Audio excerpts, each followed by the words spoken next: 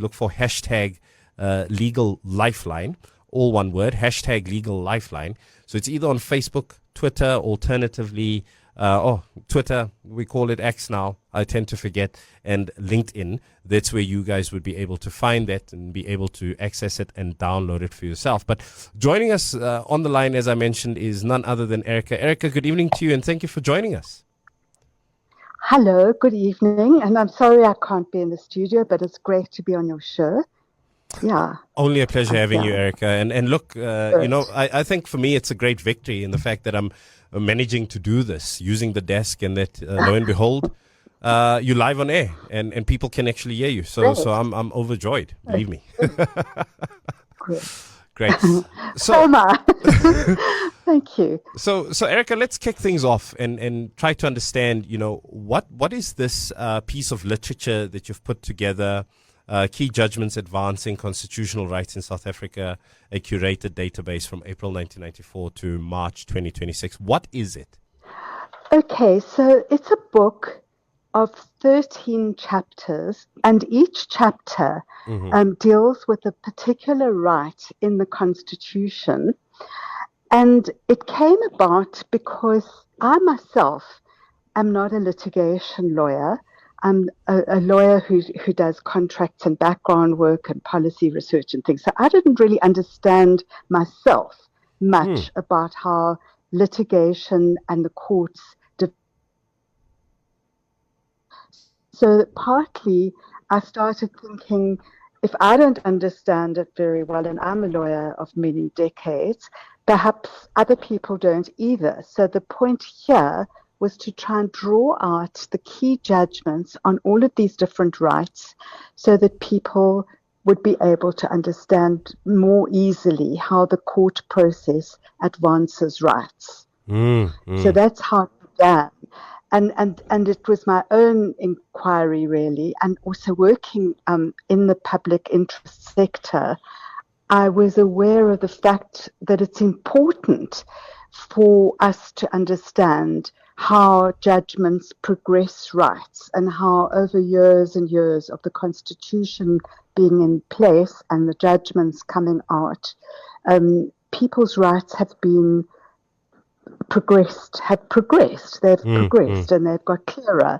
And some of those rights are just a sentence in the Constitution, but in the cases they become very complicated and real and well explained and put into sort of a way that can become practical and be implemented. And I think what's most important for me is that the book is around the rights that poorer and less economically advantaged people might not have been aware of and may not have yet realized. And I've seen the way in which the courts have worked over the years in these 13 different areas to promote and protect rights, particularly of vulnerable members of our society, like people who don't have water, or people who don't have housing, or people who don't have health care, or children who are vulnerable, or women who are vulnerable, or people who are not able to access their education. Well, Erica, I mean, kudos to you and really well done for putting together this piece of literature, as I said, because, I'm looking at it as we speaking. And I mean, I like the outline, the way that you put it together, and how it then makes it easy and accessible to read. And I think the thing that stands out for me, and just by way of I guess a reminder for regular listeners, and for first time listeners, I'm a practicing advocate. In fact, one of my briefs now deals with an issue related to rights. Soon to litigate on this particular matter. And the one thing that stands out for me is obviously the amount of research that you have to do, because I guess if you speak to anyone with a law degree or some background in law, and you talk about the right to housing, Grootboom comes to mind immediately, right? I guess everyone knows Grootboom from university all the way through here, assuming that you attained your degree post 1994. We lost Erica there. I don't know. I'm going to try to get her back. But the point is, a lot of people know that particular case. But the difficulty that generally erupts out of this is that you will end up finding that the new cases that have come about since then, cases that deal with the right to housing, for example, ultimately are cases that people are not necessarily familiar with. They're cases that people don't necessarily know about and what the new impact is. And the fact that you have this sort of resource, this for lack of a better term, a database to access all of these cases, I think is just absolutely stunning. We have you back, Erica. I was just saying, I mean, so you have, the cases that I guess everyone knows, and those tend to be from the mid-90s. All the way through to newer matters. Some of them heard as early or as late as last year, and it's always growing, this particular space. So I'm saying that this is a wonderful resource to use to be able to keep yourself up to date in terms of how those rights have developed, isn't it? I'm back. Yes, I don't know what yes. happened. No, it's fine. We can just move along. But I'm saying that the database that you've put together is wonderful from the perspective that it keeps you up to date with how the law, particularly around rights, have developed over time. That's right. And you can see it I'll give you an example because maybe that would help. Sure.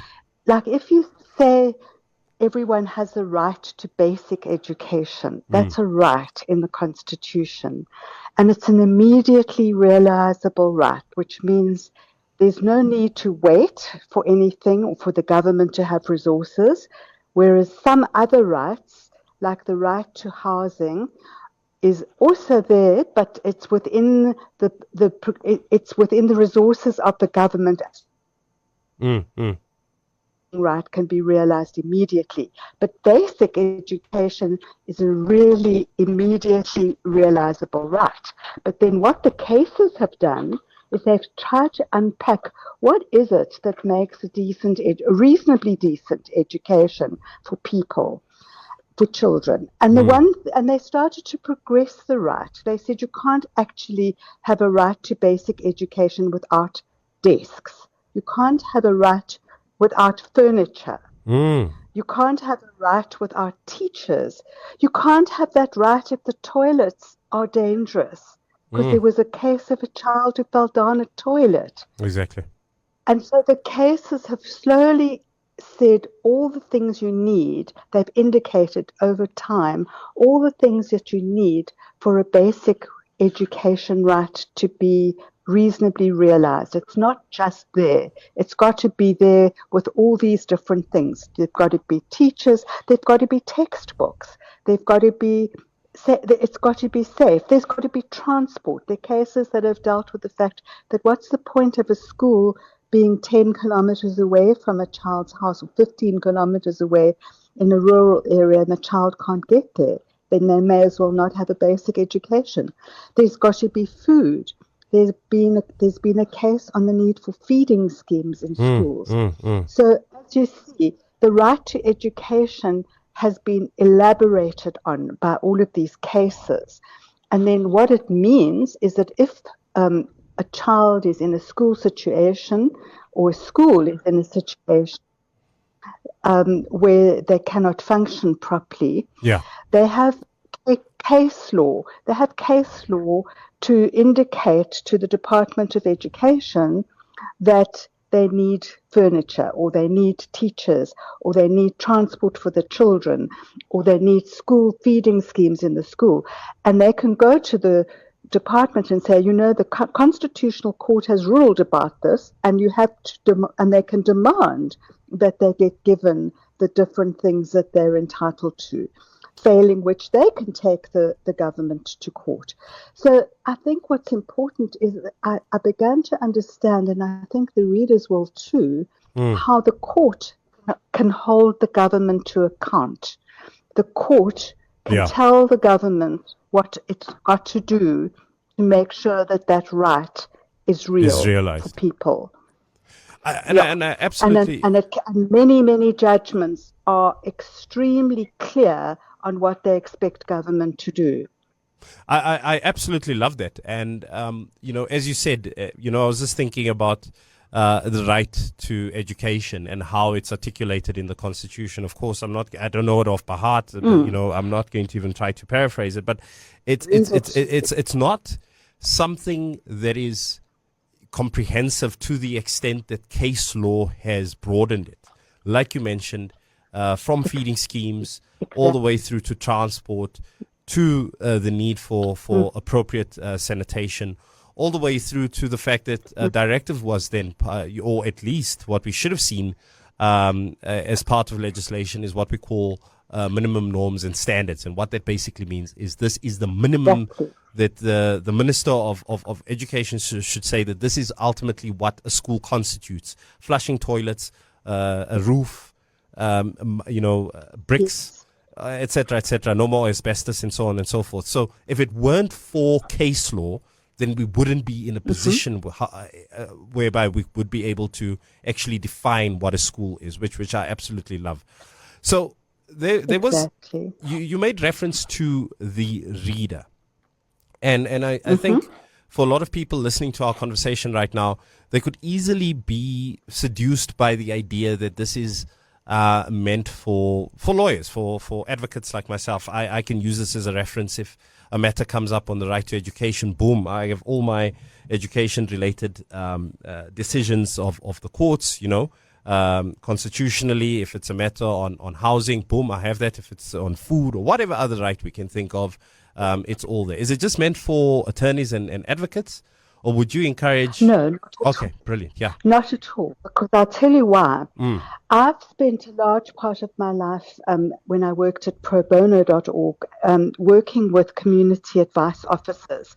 Now, community advice officers are run in rural areas, also in the cities, but what marks them is that they're run by paralegals who are generally people working at the grassroots level, who are really dealing with what goes on in the communities. They work with schools, they work with children, they work with women, they work with poorer people, they work with people who've got housing issues or land-related issues, with social security issues, food issues. And they are people who don't have a formal education always, although many of them are extremely experienced lawyers, but they're grassroots lawyers. They're lawyers who don't have an LLB and aren't advocates at the High Court. And they are people that I originally had in mind when I was writing it. I thought, I want to write it for people like that who can just pick it up and really use it in their work. But then I also realized that actually, journalists might be interested, because people who are writing about law might find it of use. And then I sort of realized that actually it's written in a language that's very accessible, even for an ordinary member of the public who's just interested in the law and has never been really exposed to how it works. So it is broad, but as I say, originally in my head, it was for paralegals who want to read something that's not overly academic and not overly full of jargon. So it's written as simply as possible. But I think also lawyers will use it. As you said, you can quickly go into it and quickly get a reference to a case, and then you can go look up the case. It's also written for people who don't necessarily have Wi-Fi and access to sophisticated law libraries and online law libraries and online resources. So they can kind of download a copy when they're near a Wi-Fi, and then they've got it. And then it's a resource that they don't have to go online to get every time they need it. I love that. So in essence, what you have done here is that you've written a comprehensive legal textbook or law textbook. It's not meant, that's and you didn't put the law student or the legal practitioner first. What you did was that you said, let's take a step back and make this understandable for the ordinary person, so that they are able to then understand their own rights, that they are able to take the necessary action. I mean, that is, and to be quite frank with you, Erica, I was 5.5 years at the South African Human Rights Commission. Prior to that, I spent a lot of time in civil society. And I'm one of those people that, to this day, from colleagues to friends, get, people roll their eyes because I'm a firm and fundamental believer in the fact that all of us should know and educate ourselves and understand the rights that exist within the Constitution. And a lot of the nonsense that we have to deal with as a nation would then be minimized if people simply understood what their rights were. That is so true, because you see, if people did know what their rights were, then they could take more control over their lives and have a feeling of feel more empowered to do something if they feel that things are being, their rights are being violated or other people's rights are being violated. I mean, I think we are quite sophisticated as a society, in relation to others, with a clear concept of rights in the Constitution. But whether that's generalized enough is another question, that knowledge. It's there, but it's not necessarily known. Very true. And I think that we find ourselves in a bit of a quagmire. And I think one thing that we can all agree on is, as South Africans, we activists. People are active, and for most of our listeners listening to us here in Ilovo, in Sandton, in surrounds, you might think that I'm not much of an activist. Wait until your electricity goes down and that WhatsApp line lights up to the the councillor, or your street group lights up because you want to know someone needs to take responsibility for this and someone needs to deal with this and get the power back on, or the water, or the whatever situation. Whereas in another community, people might go for weeks without water, and they will then exercise the right to protest. And I mean, that for me, I was actually quite fascinated by under your section for freedom of expression, which is, I think, the first chapter, if I'm not mistaken, where one of our first cases was related to the right to protest, number one, and to unionize on behalf of members of the National Defence Union, or the Defence Force. And that was back in 1999, the South African National Defence Union versus Minister of Defence, and another. Right. So it's and imagine being able to read that and understand what the court said then, under what circumstances and to what extent you can exercise that right, the right to protest, the right to unionize, the right to form in an organized group and have your issues heard. That there would help so many people in so many different ways. Yes, exactly.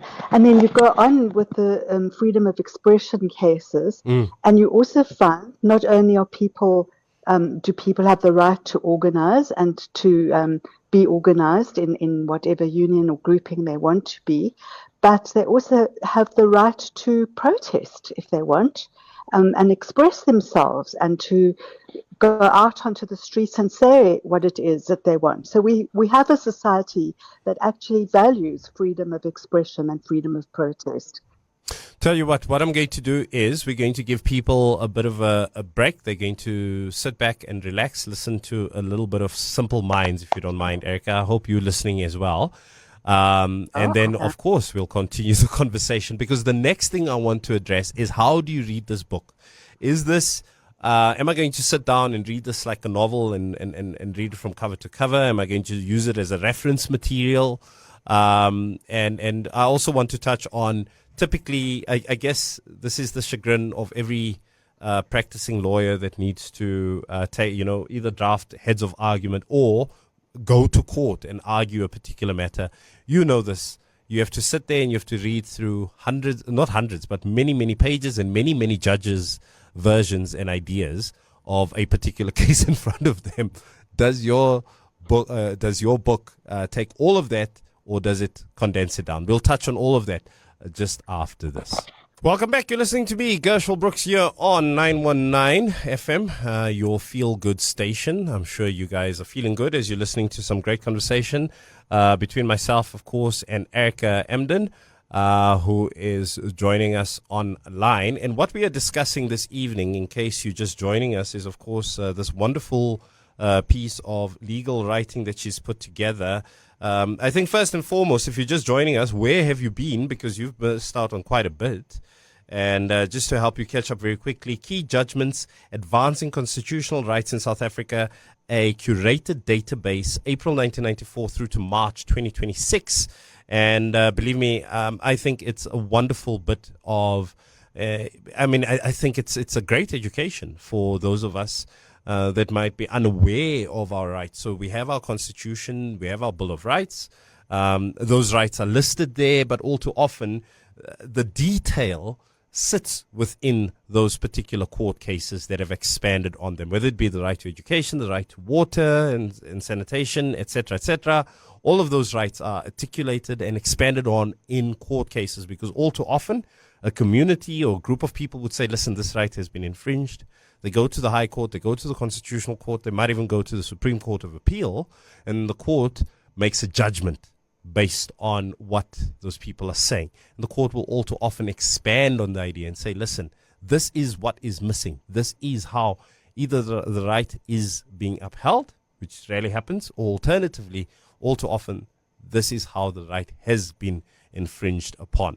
Now, Erica, prior to us obviously taking that musical break with Simple Minds, Don't You Forget About Me, the question that I had for you was, how are these judgments then written? And I'm just setting the scene here for our listeners that not everyone goes and reads, constitutional court judgments, recreationally. So all too often you find that you have 11 judges of the Constitutional Court, very rarely, not always, but sometimes each judge might feel that they want to have a particular say in a matter, especially if it's a seminal judgment, or a group of them, 2 or 3 of them will get together and they'll write one judgment under, or a portion of their judgment under one judge's name. But you could have 4, 5, 6 different iterations of that. And it's a lot of reading. It's a lot of understanding and trying to understand what is the rationale and why is it that they come to that particular decision. How does your piece of literature then take something that can be a bit complex and then make it a little easier and digestible for your average reader? Okay, so because I knew at the beginning I was writing it for the average reader, not an academic audience, but also because, as you say, cases are incredibly long and complicated. The average constitutional court case is over 100 pages. And many cases have quite a lot of stuff in them about procedure, which is very, very technical and quite hard to read if you're not a lawyer. Whether this party has the right to appear for that party, or whether the matter has prescribed, and whether there's been special kind of things, applications made to condone the long time it took to bring the case, or whatever, all these procedural stuff. So what I tried to do was cut that out. So I don't deal with procedural stuff. I try and focus in on the content of a case. And then what I do is I actually, every single case in the entire compilation, and it's 180 cases, an average of about 15 cases per chapter on the 13 chapters, I do the same thing. So in each case, I would start, so trying to make it very easy for the reader, I would start with a heading of a little table, a little picture at the top of the case, summarizing it in 2 sentences. Then I tell everyone who's the parties in the case. Who is the case between? Is it, the government and an NGO or a private person? I'll come back to that in a minute. So the parties. Then I give the background and facts of the case, just a few lines on that.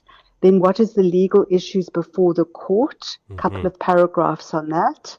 And then the court's findings and reasoning. How did the court reach its decision?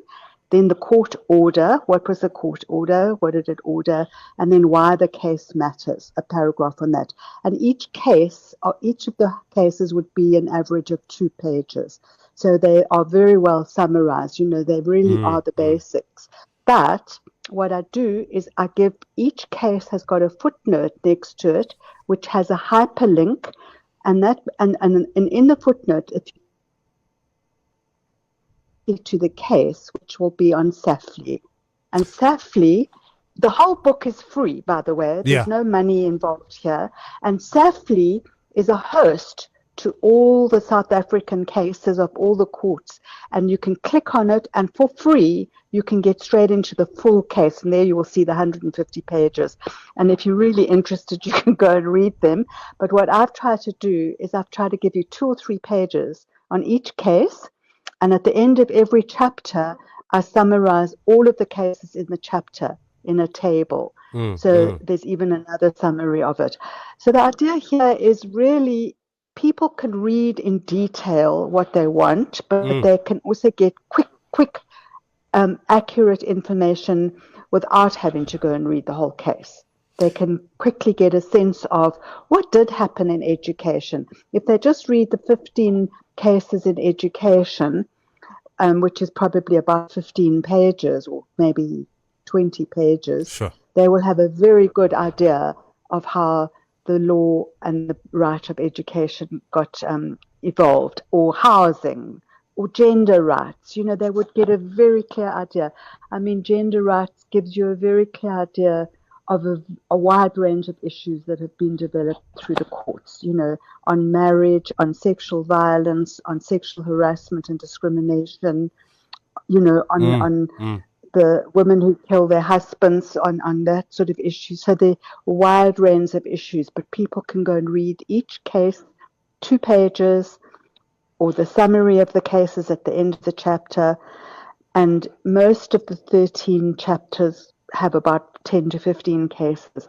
And so it is really a reference. It is a sort of a reference book, but written in a very accessible way. Anyone can pick it up and read it. Again, I'm going to say this, Erica, kudos to you, because I mean that's a heck of a lot of work. You know, I mean 15 up to 50, you know, 15 different cases per section. That's a lot of reading. But I think greater kudos to you for the fact that I don't need an LLB to be able to understand a fundamental right and read an entire judgment. And believe me, it can become, you can end up with vertigo, because as you had mentioned, it's procedural issues, it's interlocutory stuff, it's all the boring legal stuff that lawyers like spending time on, which is important, don't get me wrong, but is not necessarily always fees for. and they charge fees for, but all too often it's not necessarily the stuff that's at the nub of what is the issue, you know, whether people have access to water or not electricity, water or housing or education or healthcare. That's not the key thing. It's whether this particular document was supplemented by that document within X amount of days, etc., whether this element or that argument can be raised in this way and that way. The key nub, the key issue, whether people have access to sufficient healthcare, that is not what is the you know, takes up a lot of the time and the space in some of those judgments. And the fact that you've managed to get rid of that forest of noise and then hone in on what the key issues are.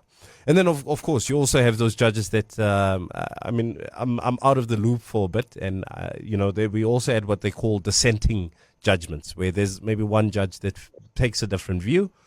Then you also have their voices in there. It can get all very confusing.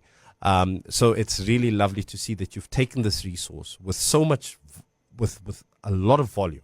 I checked the number of pages.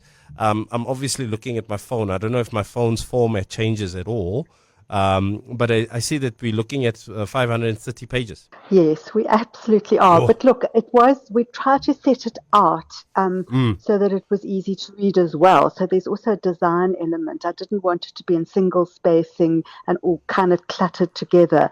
I wanted to kind of, you know, give it a lot of spacing. Where you start yawning just by opening a page. When I wrote it originally, it was about 300 pages, but we expanded it to 500 to make it look a bit better. Because it's also a sort of resource that somebody might only read the chapter they're interested in. Exactly. So if they're working in the field of migrant asylum seeker rights, or they're an asylum seeker themselves or migrant, they'll only look at that chapter. Or if you're working with children, you'd only really look at maybe the children's chapter. I don't imagine anybody, unless they're really, really interested in law, is going to read the whole 500 pages at all. I mean, I think that's the point. It's a bit more like an encyclopedia. You just pull out what you want to use. And you touched on exactly and that's what I'm hoping. And you touched exactly on one of the questions that I had for you, remember, earlier on. Is it like a novel where you have to now read it from page 1 all the way through to the end? And I think you've touched on that. It's like an encyclopedia. If I need to understand children's rights, I go to the children's rights section. If I need to understand housing, then I go to housing. And then that's how you end up finding it there. See that there's a couple of WhatsApps coming through. I just want to remind the listeners, of course, you guys can get a hold of us via WhatsApp. You can send us either a voice note, alternatively a text message, and let us know what it is that's on your mind. Or, you we will obviously take those particular messages. But I'm just quickly going back to the message that came through. Says, please, can you repeat where the book is available? And that's from Wendy. Well, Wendy, the good news is there's a couple of ways that you can find it. So obviously I threw forward to the show earlier on via my LinkedIn, my Facebook, as well as my Twitter, now known as X. And all that you have to do is look for hashtag Legal Lifeline. And you'll be able to click on the link and it will take you to SAFLI. SAFLI, and I'll quickly give people the... it's a funny thing, Erica. I've been calling SAFLI for the longest possible time, and only today did I see what SAFLI actually stands for in full. So don't judge me, please. But if you go to... I also didn't know that either for a long time. So if you go to safli.org, that's this Southern African Legal Information Institute. You don't need to remember all that. But if you go to SAFLII, that is SAFLII.org, and you search for publications, this actually pops up first. If you in the publication section, this very book is the first thing that pops up, and you would be able to download it there. And as Erica had highlighted, it's free. And Erica, also in terms of size, I mean, I was saying now it's 500 pages long, but lo and behold, in terms of actual size, downloadable size, it's actually very minimal. It's anyone should be able to access this, provided you have a cell phone, you have a laptop. So I have it both on my cell phone and my laptop now. Yes, and I mean that's the point. Once it's done, if you've got a computer, take out the chapter you're interested in, and that's all you need to study. I mean, you don't need to go through the whole 500 pages. I'm imagining most people will have interest areas, which they'll just go and look for that particular area. No, true. And that makes absolute sense. I mean, unless, of course, your entire practice is purely based on human rights litigation or, being in the human rights constitutional space, that's the only time that I think that you will probably use the entire book. And then I'd still... very much doubt that anyone is going to. That's how much information is there. But I think it's a wonderful resource, and it's a much needed resource. Erica, I promised everyone what the WhatsApp line is. It's 084-221-2919. That's where you guys can get a hold of us. You can send us your text messages, alternatively a voice note there very quickly. Erica, we're just going to take a brief breather.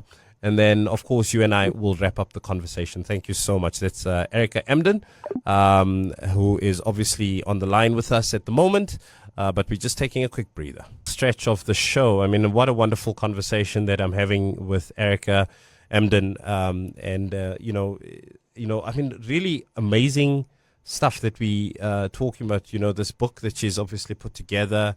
It's free to you. You can access it. It's on SAFLI. The one legal resource where you can access all kinds of, whether it be acts, court cases, etc., etc. And now, to add to that, is this wonderful resource that she's, of course, put together. So, as I said, Erica, we're in the final stretch of the show. I just want to remind people of what the book is called. It's called Key Judgments, Advancing Constitutional Rights in South Africa, a curated database, April 1994 through to March 2026 by Erica Emden. And of course, Erica is with the Public Interest Practice. And this show is, of course, in partnership with probono.org. Wonderful to hear that you had been with probono.org for a while there, Erica. But very quickly, I think as we come to a close, how long did it take you to put this together? And would you describe this as a labor of love? Because, I mean, putting it out there for free as a free resource, this is not the type of thing that's going to earn you royalties ad infinitum. The Millennium Trust, which is a trust that has supported human rights work in South Africa, gave me a grant to write the book. So it wasn't entirely a labor of love in the sense that I didn't receive any payment for it. I'm obviously not being paid like a commercial writer or writer of commercial textbooks, but I was supported in this endeavor. And it took me a year to write. Wow. I worked on it virtually every single day for a year. I must admit, I loved doing it. I loved reading all the judgments. Some of the judgments are absolutely beautiful to read. And if people do click on the links and go into some of the Constitutional Court judgments and give it the time that it takes, they are worth reading. Some of them are absolutely fascinating. And they really talk about rights in such a lot of detail and with such care and love. It's actually wonderful to see some of the judgments and hear the voices, see the voices of the judges expressed in their writing of the judgments. You did talk about dissenting judgments, and unfortunately I just couldn't always get to cover all the dissenting judgments, even though some of them are very interesting as well. It just became impossible. But it was a task of love, as you say, because even, that I did get a grant to do it, it was an enormous amount of work, much more than I ever imagined. No, look, I mean, for the amount of cases that you had to read, the amount of time that you had to put into this, and I mean, not to be funny, 530 pages, albeit initially it was 300 some odd pages. For you to put that together within a year is absolutely fascinating. And this is not just purely summaries of judgments. This is you also explaining what the key issues are, being able to place it in the correct category in terms of what right it deals with. So in other words, it being a guide, it's you're not just sort of throwing a whole bunch of information at people. You're actually guiding someone through it. It is a labor of love ultimately, Erica, and really kudos to you and well done to you for putting this together. And I think the mark of its quality, the mark of what this means is the fact that it's on Safely. Not just anyone gets put on Safely. Not anything just gets put on Safely. So I think kudos to you and really well done. Look, I've given people some options in terms of how to access it and being able to download it. As I said, I've tweeted it out. I have LinkedIn it out. I have Facebooked it out. #LegalLifeline. The link is there. Click on it. You'll find it. But if you go to Safely, you search for publications and you will find it. It's the first thing that will pop up. Is there any other way for people to access it, Erica? Or have I covered it? I think you've done it. I think you've got it. I mean, I feel very grateful to you because you've made it more accessible than it would have been just on Safely. And I suppose that's what we all have to do now is just spread it out a bit and make sure that as many people as possible can get it. I mean, my concern is that paralegals get it, and I've got to try and work out the best way to spread it to the sort of grassroots level. And that's going to be a task that I'm going to look into. But yes, you've done a lot to help me, and I really am grateful for the opportunity to be on your show. I mean, it's just so wonderful to sort of get to speak to a whole big group of people about it.